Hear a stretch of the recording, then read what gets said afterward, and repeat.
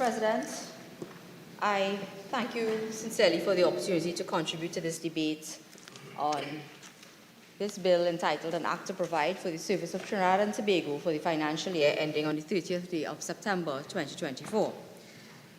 Or, as someone told me yesterday, it should be really called a long, drawn-out display of self-congratulatory mindset by a group of persons suffering from what they call perfection perception. Speaker after speaker from the government bench, Mr. President, has stood here and heaped praise onto themselves as though they are trying to convince themselves first that outside of these walls, people are not desperate to survive, wondering where they will find the money to pay increased utility rates, property taxes, and to deal with the rising cost of food, while simultaneously living in fear that gang members who are working for drug lords that have taken control of entire communities in this country would probably have the opportunity to shoot them while they sleep in their beds at night. They try to trivialize the suffering endured by persons who lose their possessions, livestock, crops, vehicles, appliances, and those same beds every time you have more than 30 minutes of rainfall. Why? Because according to them, it is climate change. That is the excuse that we hear. But not one speaker has actually set out a plan that this government has to address what we know to be the inevitable effect of climate change. All over the world, if you look at government policy and plans, they speak about how they intend to cope with and mitigate against the risks posed by climate change. We have had 24 speakers so far, many of them from the government bench, and I've heard nothing about a substantive plan to address the issue of climate change. What I hear is just an excuse for the failure of ministry after ministry to properly treat with the issue of flooding. We have not heard about proper plans being put in place to deal with flooding. We have not heard about proper plans to really treat with the issue of compensation.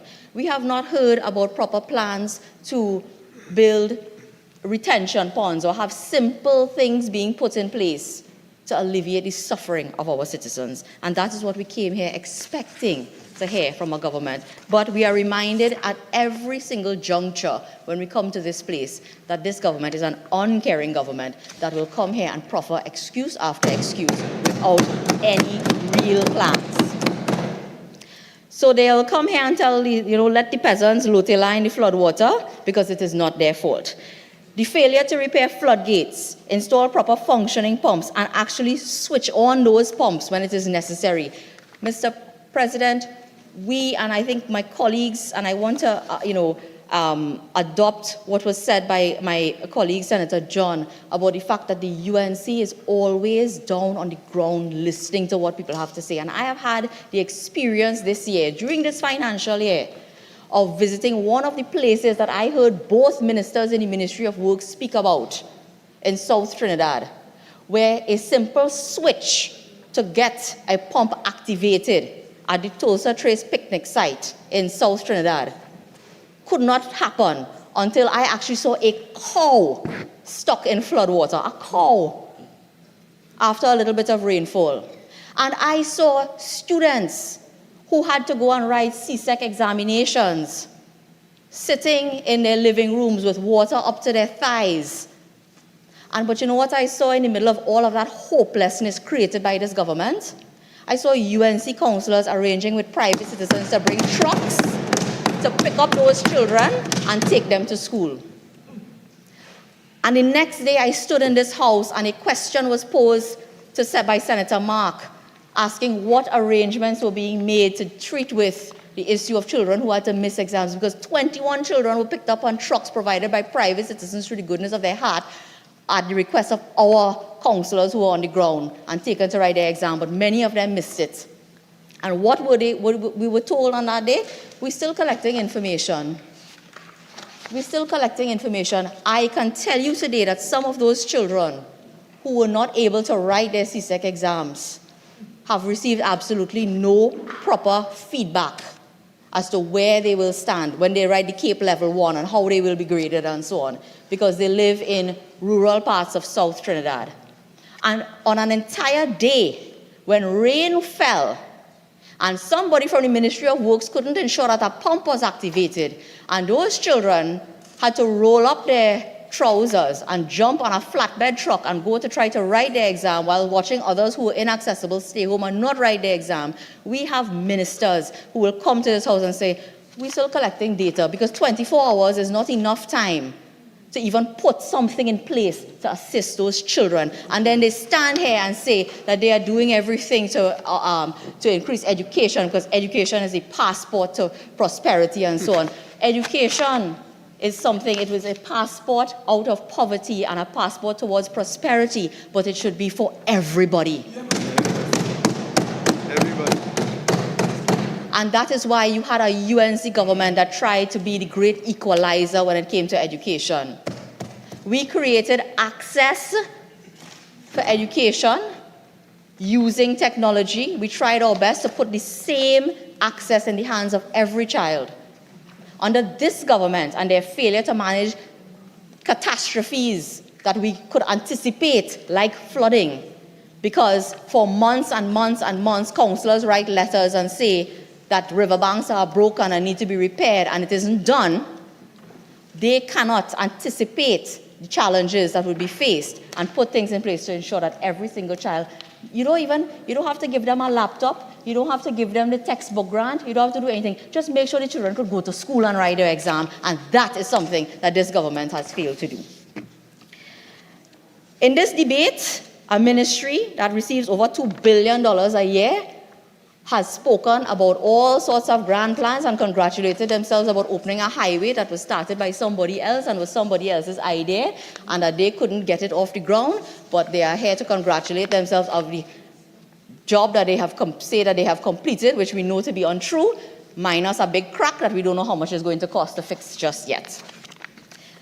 But they have not actually told us about the $11 million spent so far for a commission of inquiry that cannot start. $11 million spent. And you know what? I realize that it is convenient for them to not start that inquiry, because they know that if we have an actual commission of inquiry, a serious commission of inquiry, the UNC will be vindicated. A lot of the, just bacchanal that they create about that highway, they will not be able to do that if there is a proper commission of inquiry. So all of these years later, and $11 million later, they don't want to start the inquiry because they don't want serious things. They like just coming out there and throwing out, allegations, spurious allegations, and making bacchanal and couture, because that is what helps them in an election season. Every time an election is coming up, it says corruption, corruption, corruption. It's only one minister of government that I know is still before the court on a corruption charge, and is not a UNC minister. Correct. It is not a UNC minister. Correct. So if you want to come and go on every platform all over the country and talk about corruption, have your commission of inquiry. Start your commission of inquiry. They come here to present every paltry excuse for non-performance that they could think of. If someone landed here from Mars and came to this place and listened to this debate, they would not believe that over 600 citizens last year suffered violent deaths, that thousands of others are impacted by sexual offenses, robberies, home invasions, shootings, woundings. I think the number for this year so far is somewhere in the vicinity of 467 murders. Correct. And all kind of mathematical acrobatics taking place, talking about 0% increase and a decrease in the rate of the increase. And that is what we celebrate. That is what they celebrate. They actually go to public meetings and official functions and make statements like that there is a decrease in the rate of the increase in murders. And that this month we had less, so we balance off with last year. So we have 0% increase, as though we are aspiring to hit that same 600 and whatever mark it was last year. That is the benchmark that we are aspiring to. All of that folly simply to say that they have failed. They have failed, and the reality is that our growth, development, and prosperity as a nation continues to be stymied by their failure to treat with the crime situation. And that is why the honorable member from Superior, the leader of the opposition, anchored her presentation on the theme of no prosperity without safety and security, because that is simply the reality. And they know this.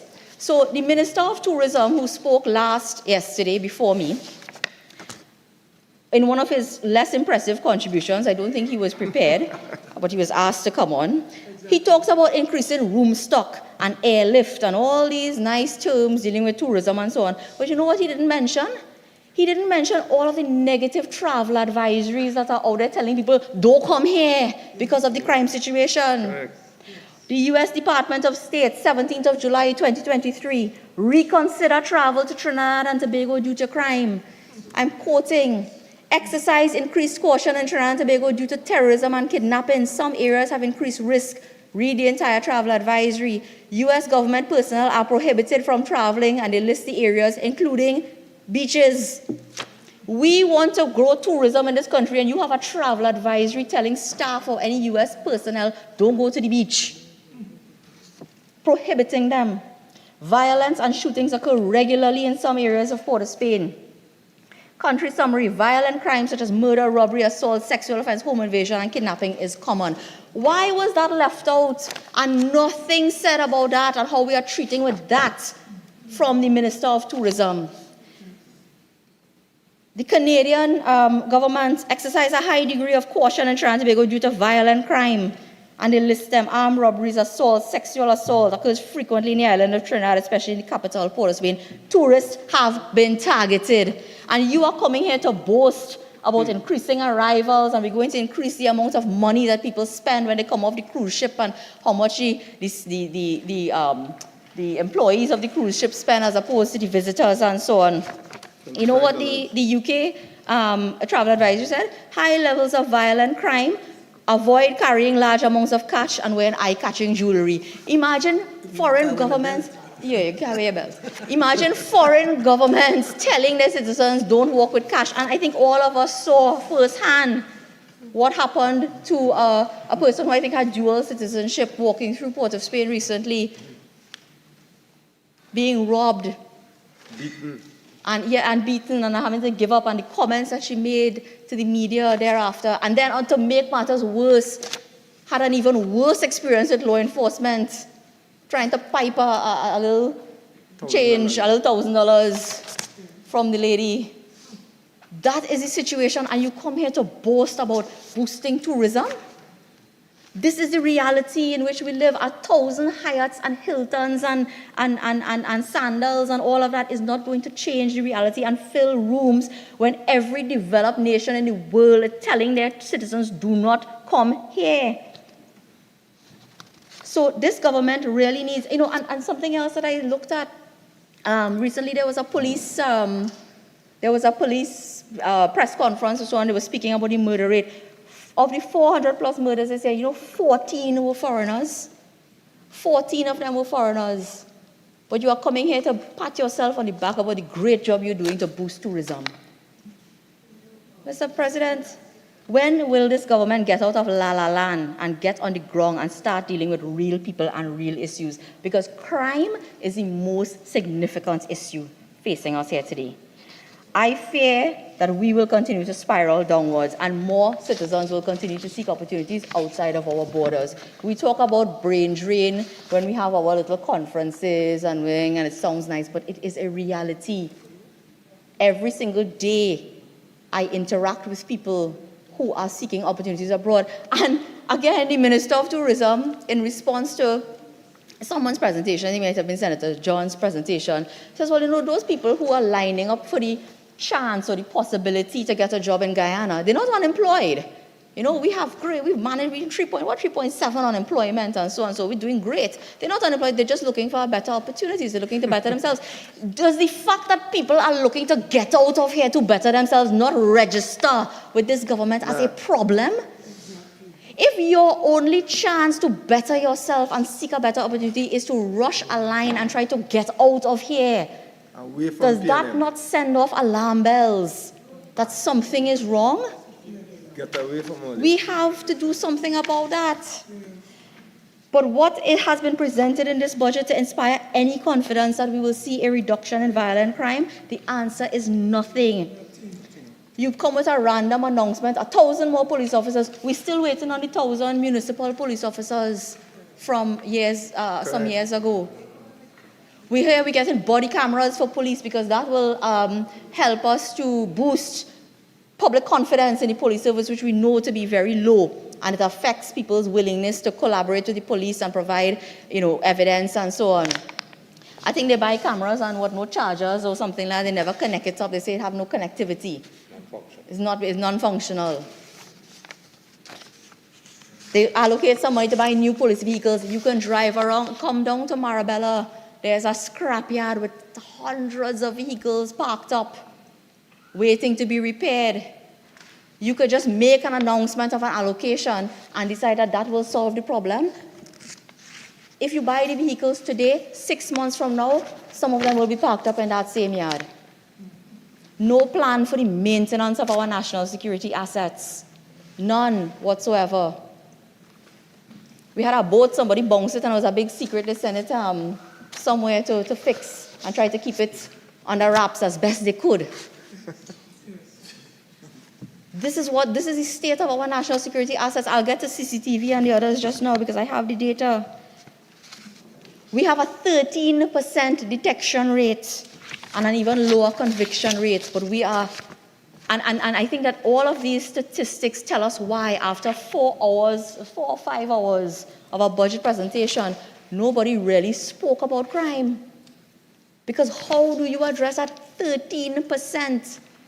Of every 100 persons committing crimes, you are finding 13 of them, and you will convict even less of them. Why? And I will get into some details. We have witness protection program failing. We have forensics failing. We have CCTV, failing and not providing the type of evidence that we need to convict people in this country.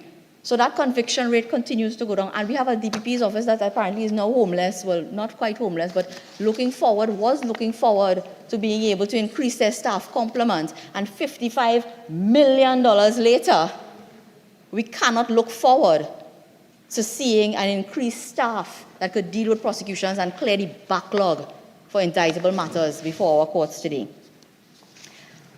We're going to have 55 million. When in February 2023, the TTPS submitted information and gave evidence before the Joint Select Committee on National Security, we found out that we had 1,796 CCTV cameras and only 983 were fully functional. 45% of them are not performing and doing what they were intended to do. But I heard in the other place the former Attorney General boasting that legislation had been passed to introduce CCTV as primary evidence. The camera had to work first before you could introduce it into evidence. I am astonished. I looked at something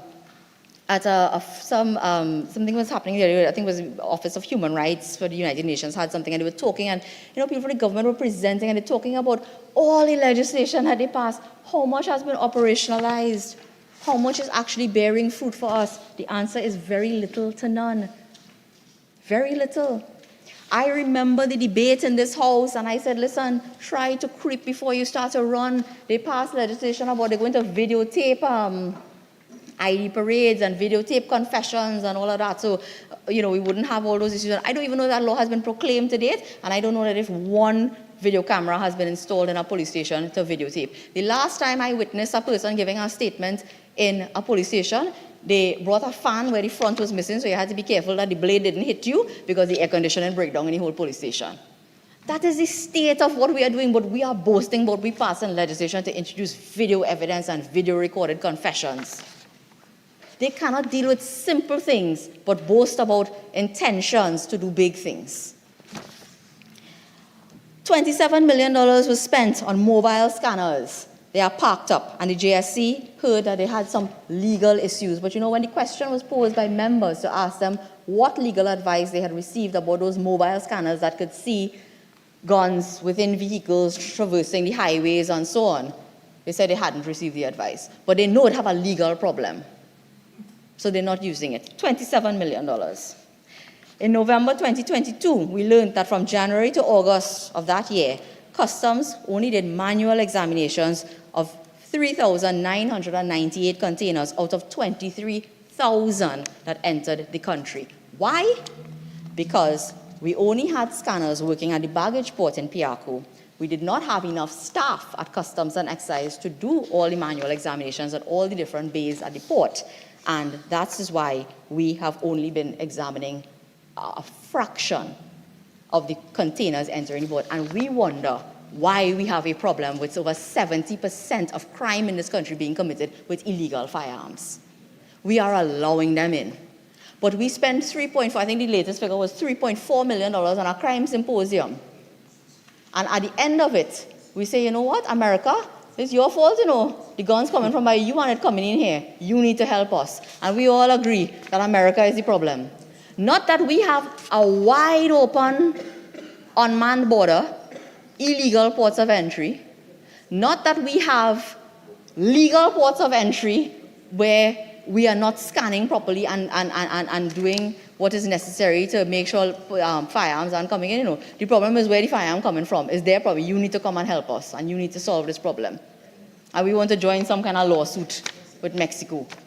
And that is the solution. That is the height of laziness, I would say, on the part of an administration, which gives a significant amount of our money every year in our budget to a Ministry of National Security. And the great solution that they come up with is America's fault.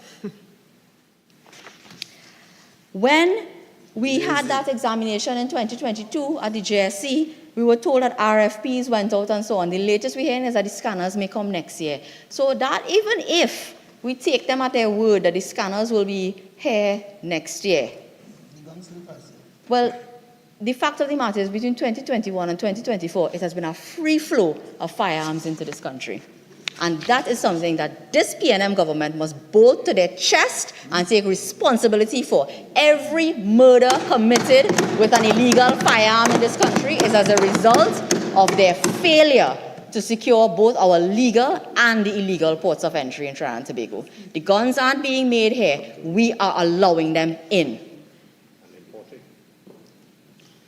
But if you want a legal firearm, well, you're in trouble in this country. If you are a business person in this country, you are sent through the ringer in order to acquire a firearm to protect yourself. It is the first duty. It is a fundamental part of the social contract between the state and the citizen, that the citizen sacrifices certain rights and freedoms and pay their taxes and do what they are supposed to do. And in exchange, the government will provide you with your, try to secure your basic fundamental rights. The biggest one being the right to life, the right to liberty, and the right to the enjoyment of your property. And we as citizens of this country under this administration, we are being deprived of those rights due to government incompetence. And I don't even think it's incompetence. I think they just don't care. It's by design. I truly believe they are complicit in what is happening now. Because you cannot tell me that from 2021, you sat down there and talking about RFP and Central Tenders Board and to get some scanners working at our ports when you know the guns are coming in. But when you went to Australia, you operating like Pirates of the Caribbean, you want one, you want two boats. You bypass procurement. You get catch bypassing procurement for your $3.4 million symposium and had to come here now and fix your illegality. And you see, that's probably why we have such a lawless society, because we have a lawless government. Yes, we have a lawless government that will bypass procurement, and when they get catch, come here and ask us and say, oh God, the procurement's so hard, it's so bad. It's back to back, we came to this parliament to ratify and fix illegality, once putting off an election, and the other time, basically pelting out, and it's a form of dishonesty and thieving. Pilfering. That is what it is when you avoid. Just. I apologize. That is not parliament. It is a form of avoiding any form of accountability and transparency and ducking under the line and doing things behind the backs of the citizens. When you spend money, but to spend money on tendering for scanners and getting scanners here, going Soul Select and getting the scanners working to save the life of a 13-year-old child who went to report that she was raped. They will not do that. They have to go RFP and Central Tenders Board and so on, because those lives don't matter. What matters is that on the eve of an election, they could spend $3.4 million with no accountability. Yes. So the CARICOM line and the $3.4 million was urgent, but getting functional scanners on our port is not urgent for this government to save the lives of children, to save the lives of our mothers. We had a tender for CCTV. 2020, I think when I came into the parliament, we were dealing with that issue. One sort of thing, tender cancelled, this one reopened, bubble, somebody announced an investigation. What happened to the investigation? Silence. It is significantly easier for a criminal to get an illegal firearm than for a law-abiding citizen to get simple, non-lethal weapons like pepper spray for their own protection. In living up to the real name and identity of their political party, promises never materialize. To date, what was touted as a simple process with no bureaucracy that would allow citizens to access pepper spray because they were under pressure at the time when we had the death of a couple young women in this country and the citizens started to rise up against them. They came here and they passed along and say, oh gosh, you have thing and you print your code and you're walking in, out, it's like a prescription and you leave the police station. Tell us how many licenses have been given to importers and retailers and users who wish to purchase pepper spray to date? I think there's a question on the order paper by Senator Richards, and I'm anxious to hear, 2 years later, how many people can actually have. We know you don't want to give no FUL to nobody. You're auditing. Okay. Well, while they're auditing, people are dying. People are being elderly couples being tied up and beaten in their homes and so on. All right, but you audit. But pepper spray is such a difficulty. So we had all of those promises never coming up, never actually producing any results to improve the safety and security of citizens. Self-protection is being thwarted by the state, and meanwhile, they cannot keep citizens safe. The problem with crime, Mr. President, is that this government doesn't understand about prevention, detection, and rehabilitation. And they don't understand how to treat with all three in a way that would bring down crime and result in a reduction in recidivism. If you ask them what is the plan on crime, what's the plan? We want to deny bail, but the UNC wouldn't support us. Again, intellectual laziness. Intellectual laziness and incompetence, that the only thing that they could come and present to this parliament that they say will help reduce crime is no bail. So whether you're innocent, you're guilty, you're a first-time offender, you're a repeat offender, they want to restrict your access to bail when you are supposed to enjoy a right to reasonable bail, when you are supposed to enjoy the presumption of innocence. But it sounds nice, and it sounds nicer to blame the UNC. So that is what, only them innocent. But everything else, deny bail. But you can fool some people some of the time, but you can't fool all of the people all of the time. And I'm happy to say that it was not just the UNC in this house, but it was also the independent bench that said, listen, you have not come here with sufficient evidence to show that this is in any way effective to treat with the crime problem. Go back and rethink your strategy. Come up with different solutions. Yes. And what? Nothing. The murder is going up and nothing from this government to treat with crime. What they will say?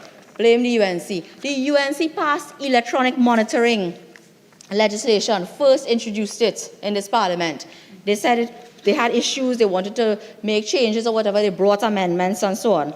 Electronic monitoring is internationally recognized as not a broad brush approach to restrict people's liberty, whilst it takes them 10 plus years to have their day in court, but that they can continue with their lives. The cost to the state of maintaining the prisoner in remand yard is significantly reduced. The family life of the individual who is accused but not yet convicted is preserved. I marvel sometimes when I hear the same police officers, some of them members opposite and so on, talk about, we have this problem with single mothers and absent fathers and so on. When you impose a restriction on bail, you know what you do? You create a single mother household. You create a single mother, so the supposed plans and policies that you all come up with your intellectually lazy approach to governance is to create single mother homes. You create families with children who do not see their parents, who do not see their father for 13 years.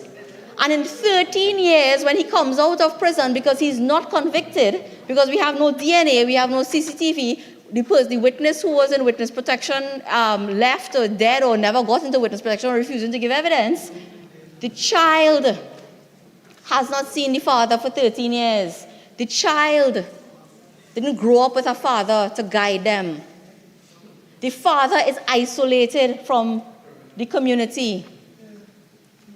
He is told at the end of 13 years, sorry, the state doesn't have enough evidence. The state doesn't have enough evidence against you. Go home. Senator, have a seat. Senator Naked, who you are not right now on the floor, carded to speak. You will have your turn. Your colleague is the person on the floor who is recognized. Senator Lutchmedial. Mr. President, it pains them because they love to come here. When I first came into the Senate, I remember the former Attorney General, Achille Charles. Achille Charles spent a decade of his life fighting to prove his innocence. A woman by the name of Debbie Jacob was so moved by his story that she wrote an entire editorial about it in the newspaper, about the type of person that he was. But when Achille Charles was told after 9 years, we have no evidence against you, okay, you're free to go.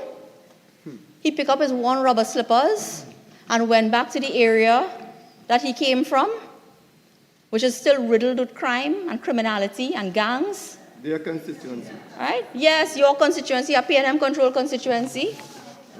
And for 9 years, got no education, or nobody will hire him because he came out of remand yard. Everybody in the community knew that he was in remand yard.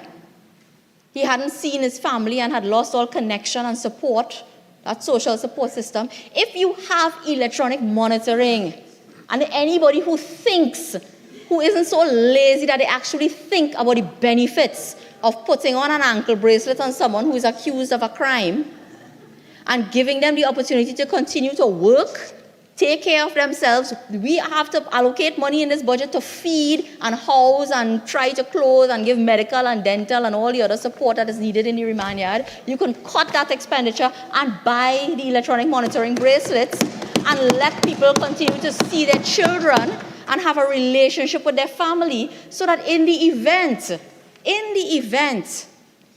that they are, after 9 years and 13 years, told, we have no evidence, go back home, their lives aren't destroyed, and that the state doesn't have to continue to bear the brunt of what is taking place with them. Where are the plans and the policies and the procedures within this budget to treat with those issues? When the bail Achille Charles matter was going to the Privy Council, the state asked for a stay. They came before the court and said the electronic monitoring unit had no bracelet, they have no monitoring, they have no staff, they have nothing. They put that on affidavit in a court matter, as though that is something to be proud of, and say we cannot use electronic monitoring and therefore you cannot allow bail.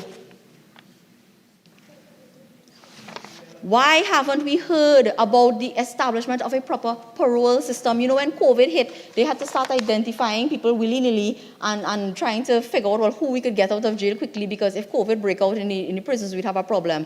If we had a proper system of parole, we wouldn't have that problem.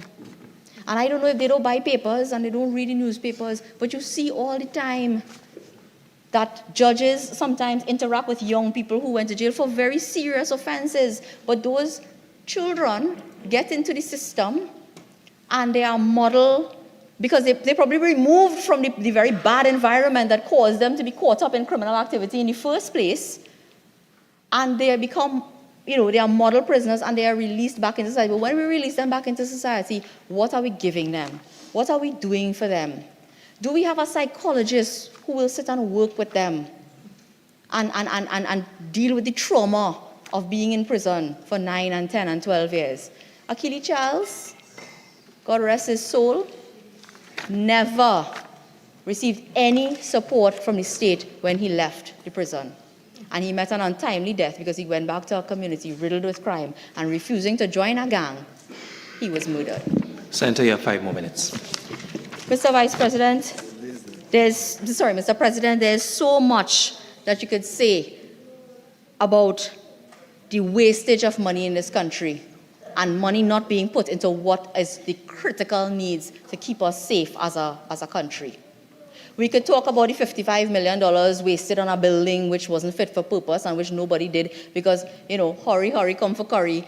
When the election was coming in 2020, they went and shook hands and had a big ceremony to hand over keys, and now they're trying to put the blame on the office of the DPP. We could talk about the $11 million wasted in a commission of inquiry that has never started. We could talk about the damages that the government continues to pay out of, it was in the newspapers this weekend, and I'm sure everybody saw it, the damages that they have to continue to pay for unlawful dismissals. We could talk about the amount of money they have to pay for default judgments, and when I asked a question in this parliament, I got an answer which I was able to refute by producing just 2 matters where the amount that the Attorney General said their office paid as a result of default of filing a defense when we had the $20 million scandal with the Vindra Naipal Pullman matter, and they do not even have the information.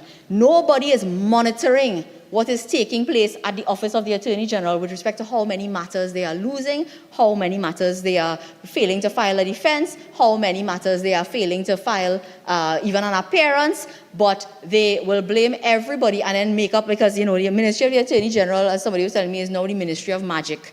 And I don't know if you follow the Harry Potter series within the Ministry of Magic. You have a department called Magical Accidents and Catastrophes. Well, this was the year of magical accidents and catastrophes in the Ministry of the Attorney General, while a file grew feet, walked out of a ministry, and then came back in.